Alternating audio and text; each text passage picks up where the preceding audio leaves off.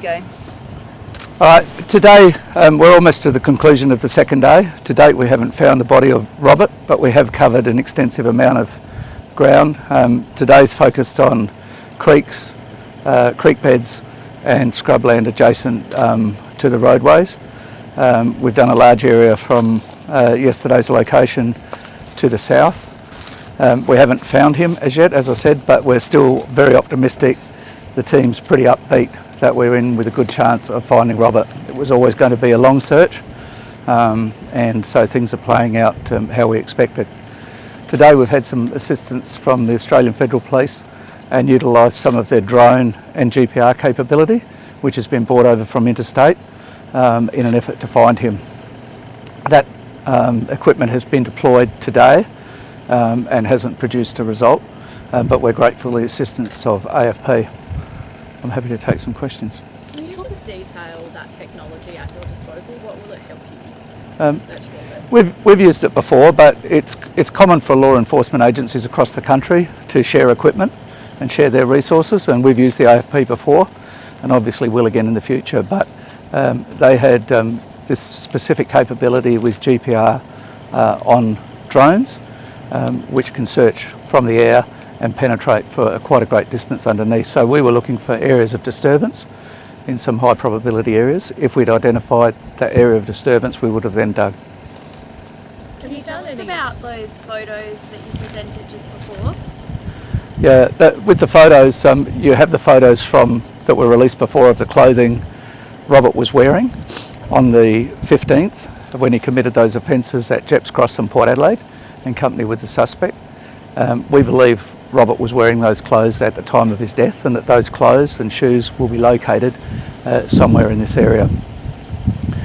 The day before we've obtained CCTV vision from the day before, on the 14th of November, in which Robert was leaving a suspect's house and he was wearing a high-vis vest, and we've been able to get good images of the shoes he was wearing that day.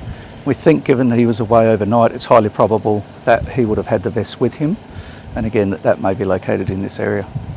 Have you found any other items of interest? Obviously there's been some bones, but that's probably to be expected out here. Yeah, there's lots of animal bones, there's lots of things that we've noticed that are not relevant to the investigation. So we'll just keep at it.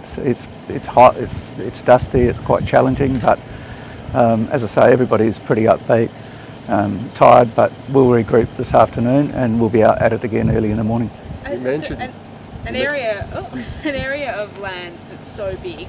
Why not bring in more people? Use the SES like I do in some searches. Why not bring in more people? Every search is tailored to meet the conditions for that particular search. So we've got specialist search coordinators within Star Group who are highly trained, and for this particular search, what we're looking for in the area, we've determined that it's better to do it with a small group of people, take a little bit longer, and do it really well. You mentioned yesterday that you think the offender came back and concealed the body better a few days later. How well do you think it's concealed? Do you think he's potentially buried out here, or do you just not know that? It's difficult to know because we're talking about lazy people. I mean, they're lazy, they're drug dealers because they don't want to work.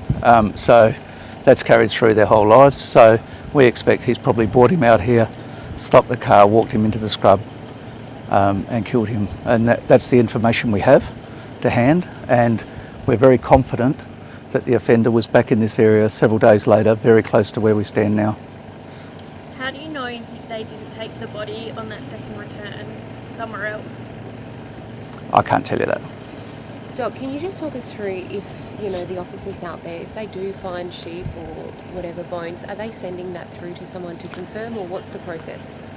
Generally speaking, the rue and animal bones will be quite obvious because our people are used to dealing with bones and skeletons. Where we do get something, sometimes with a small bone, particularly from hands and feet, it might not be obvious. So in those, we would GPS the location of those, take photos, keep the line moving, keep the search going, and we would actually go out to an area and send those through to an anthropologist who is on standby. So there is someone on standby? Yes. Come in if you do find Yeah, we have a forensic response and an anthropologist available to attend at short notice. And as I say, we can send the photos to them. They're very skilled and they can give us an indication as to whether they're possibly human or not. And we haven't found anything that fits that criteria yet. This search has been quite well publicised. Have you had any more information come through or any more calls to Crime Stoppers even in the last 24 hours? It's difficult for me to answer. I can say something positive has happened, but I can't tell you what it is. That's the truth of it. Hey, I'm happy. Happy with what? So you have had someone come to you? Things are going very well, and we've got investigators back in Adelaide working. And as I say, generally when we have stories like this, we generally have fresh information come in, and it makes people rethink their position and think about what they know. And it's not uncommon for people to contact us. Do you expect that information will help with the search going forward in the next few days? More likely than not. What's the plan for tomorrow?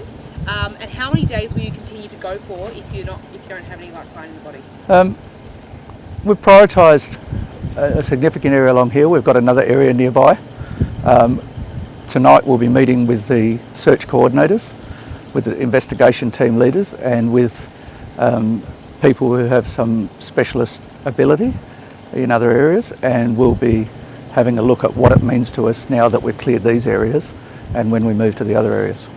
And time frame? Really just as long as it takes. We'll see how tomorrow goes. It may be that we do this area all week and we save the other area for another day, or it may be we move to it. We just really have to see how it unfolds. How far have you covered so far from yesterday? It's probably about double the distance we did yesterday, so 4-6 square kilometres, something like that. Yep. Is the reward still on offer? Yeah, there's $200,000 reward for information leading, or up to $200,000 for information leading to the conviction of the people responsible.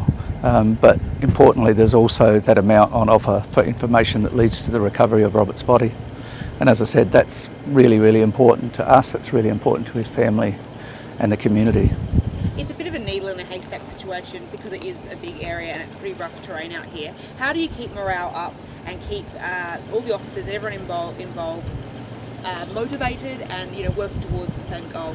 We're actually pretty happy that we've got it down to an achievable area. We're happy with the size of it. It's challenging, it's hot, it's windy, it's dusty, but it's very achievable if his body's in this area to find it. And as I said yesterday, we'll do whatever we can to try and find Robert's remains for his family. Thanks, boss. Okay.